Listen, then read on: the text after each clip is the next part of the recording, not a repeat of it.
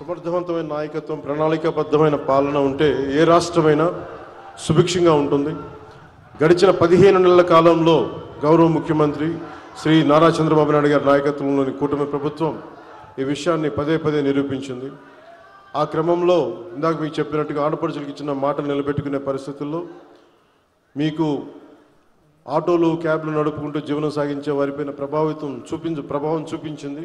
అందుకనే ఈ రోజున 15,000 రూపాయలు మీకు ఇచ్చి మీకు చిన్నపాటి వెన్నుదన్నుగా ఉన్నామని తెలియజేసుకుంది కూటమి ప్రభుత్వం.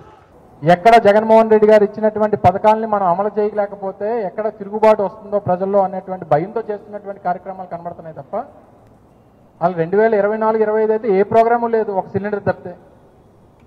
2025-26 అసలు సిలిండరు లేదు, అన్నదాత సుఖీభావ పూర్తిగా డబ్బు లేదు.